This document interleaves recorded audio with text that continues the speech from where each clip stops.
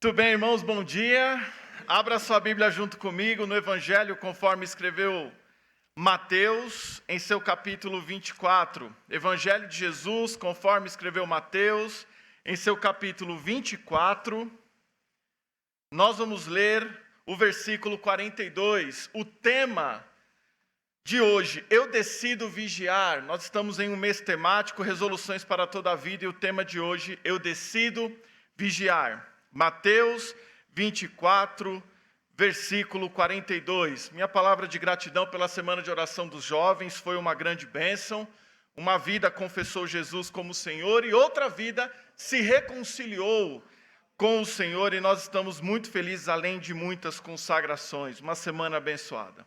Mateus 24, 42, a palavra do eterno Deus nos diz o seguinte: vigiai, pois, porque não sabeis que hora há de vir o vosso Senhor.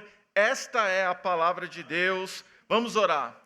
Pai, em nome de Jesus, pedimos que a Tua palavra encontre morada nos corações aqui presentes e que os alertas feitos por ela possam impulsionar os corações aqui presentes, as vidas aqui presentes, a um relacionamento com o Senhor mais intenso. Em nome de Jesus. Amém. Podeis sentar.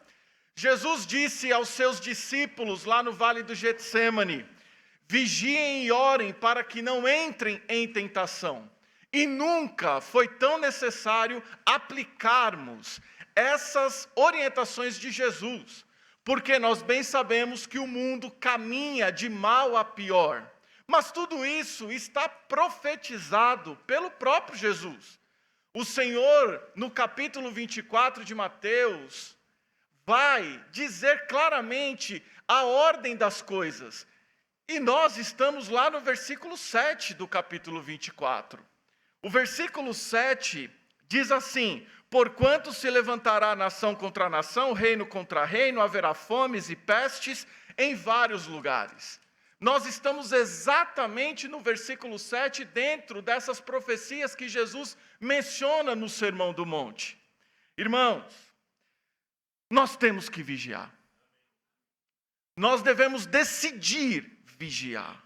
Porque Satanás está fazendo de tudo para que todos nós desviemos os nossos olhos de Jesus. E isso está profetizado. Nós devemos prestar muita atenção. Jesus profetiza sobre o princípio das dores. Jesus profetiza sobre a tribulação e a grande tribulação que virá sobre o mundo. Jesus profetiza que após essa tribulação ele voltará.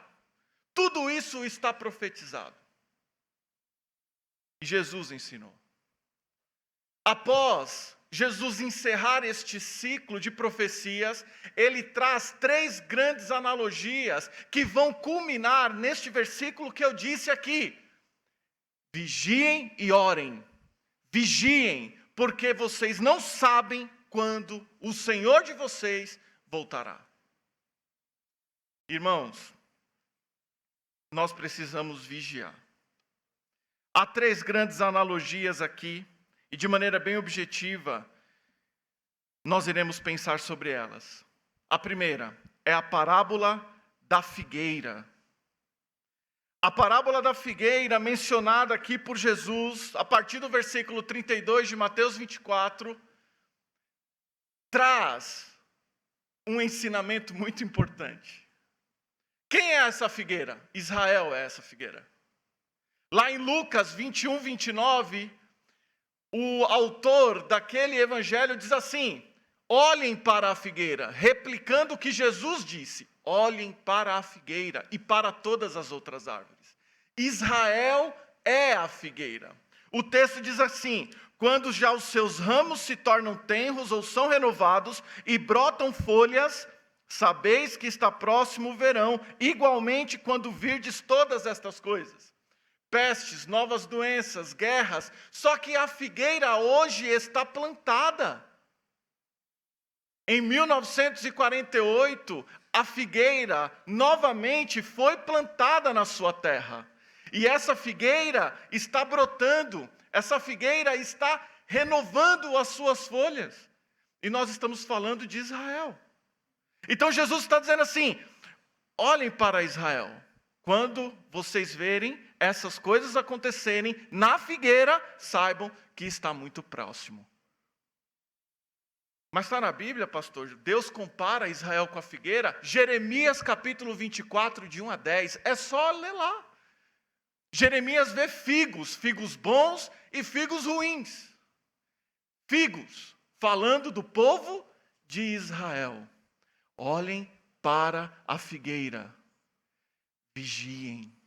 Olhem para a figueira. E vigiar é estar atento, é prestar atenção. Irmãos, nós devemos prestar atenção às coisas que estão acontecendo. Domingo passado eu até citei, compartilhando um vídeo com os jovens, o cientista político disse: precisa nascer uma nova liderança. O tempo está próximo, muito próximo. Olhem para a figueira, todos estão querendo destruir Israel, mas nós sabemos que Israel não será destruído. Ah, pastor, mas sempre houve guerras, é verdade. Mas sempre houve doenças, a peste negra, por exemplo, que dizimou a Europa, é verdade. A gripe espanhola que matou milhões de pessoas, é verdade. Qual é a diferença? A figueira, nesses tempos não estava plantada, hoje está. Hoje está. E o que é que nós devemos fazer diante desse alerta? Vigiar. Olhem para a figueira. Lucas 21, 29. Olhem para a figueira. Mas há uma outra analogia aqui. E essa analogia Jesus disse: como nos dias de Noé, o mundo estará. E hoje, nós estamos nos dias de Noé. As pessoas comem, bebem, versículo 38, casam, dão-se em casamento, até que o dia em que Noé entrou na arca. Irmãos, não é o período que nós estamos vivendo hoje? Sabe o que é triste? E eu vou dizer isso aqui com temor e tremor. É que muitos crentes não estão vigiando. E estão levando suas vidas de qualquer maneira. Deixaram de vigiar para se preocuparem com coisas que não refletem a eternidade. Lá no Getsêmani, Jesus disse: vigiem e orem para que não entreis em tentação. E muitos crentes têm entrado em tentação, têm caído em tentação por falta de vigilância. Como nos dias de Noé. Alguns crentes terminam o culto de domingo à noite, aquela bênção, e a primeira coisa que falam depois que saem é: quem será que vai ser eliminado no BBB? Crentes que optam por não vir aos cultos para assistir a final de um campeonato. Alguns vêm até, e na hora do culto ficam mexendo no celular para saber quanto é que está o jogo. E aí cutuca o outro e fala assim: tá 2-1, tá 1-0. Em que momento nós deixamos de vigiar? Por isso que a palavra de Deus está nos chamando a atenção para nós vigiarmos. Porque nós vivemos nos dias de Noé, como nos dias de Noé. E em dia de eleição, então? As igrejas se esvaziam. E outros que vêm ficam acompanhando a apuração pelo celular. Sem contar os outros que acham que podem usufruir das coisas do mundo, relativizando o problema. Achando tudo bem ir em show, achando tudo bem ir em bar, achando tudo bem ir em lugares que exaltam a sensualidade. Achando tudo bem isso. Postam fotos: eu estou no bar tal. Eu estou em tal show. Há uns anos atrás eu vi crentes professam a fé em Jesus no camarote do IMB lá, dançando no desfile das escolas de samba. São coisas que eu vi. E é com muito temor e tremor, irmãos. Nossa, pastor, que radicalismo. Isso é mensagem que era pregada há 50 anos atrás. Como assim? A palavra de Deus mudou? Porque na palavra de Deus está escrito: não ameis o mundo e nem o que no mundo há. A palavra de Deus diz que nós somos templo do Espírito Santo. A palavra de Deus diz: sede santos porque eu sou santo. A palavra de Deus diz que quem é amigo do mundo é inimigo de Deus. A palavra de Deus diz que quem é amigo de Deus é inimigo do mundo. A palavra de Deus diz que não se pode agradar a dois senhores. Porque se a gente agrada um, a gente desagrada o outro. Esses textos, meus irmãos, não saíram da Bíblia. Não saíram. Nós devemos vigiar. Porque os dos dias de Noé não estavam vigiando. A arca fechou. O dilúvio veio. Nós vivemos exatamente nesses dias. E você que está aqui nessa manhã e ainda não conhece a Jesus Cristo como Senhor, ainda não entregou a sua vida a Jesus, olha o que está acontecendo e olha, só lê Mateus 24. Acaso você não está percebendo que Jesus está chegando, vai arrebatar a sua igreja, e se você não entregou sua vida a Jesus ainda, você vai ficar e vai sofrer? Mas não precisa ser assim. Entregue-se a Jesus hoje. Entregue, confie na palavra do Senhor.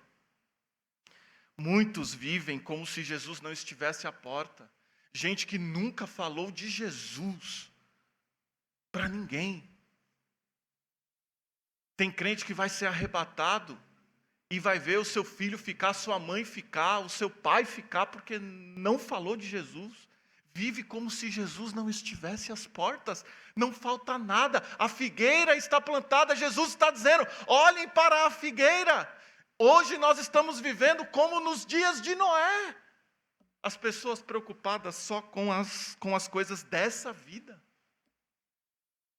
Olhem para a figueira. Porque a terceira analogia, Jesus diz assim: o dia vai ser igual à chegada de um ladrão. O ladrão não avisa. O ladrão simplesmente chega, porque se nós soubéssemos que dia o ladrão chegaria, nós nos prepararíamos. Jesus está chegando. Mas não será uma surpresa para aqueles que estão vigilantes, para aqueles que estão vigiando, para aqueles que vigiam para não cair em tentação, para aqueles que vigiam. Não será uma surpresa. Para aqueles que vivem nessa perspectiva. A palavra de Deus nos chama a atenção, irmãos, para olharmos para a nossa vida e respondermos a seguinte pergunta: estamos vivendo como se Jesus arrebatasse sua igreja hoje? Estamos vivendo como se hoje fosse o último dia aqui? Ou não estamos pensando nisso? Ou não estamos prestando atenção? Ou não estamos vigiando? Pois a palavra de Deus nos chama a atenção nessa manhã. E que a resposta diante dela seja: eu decido vigiar. Que Deus nos abençoe.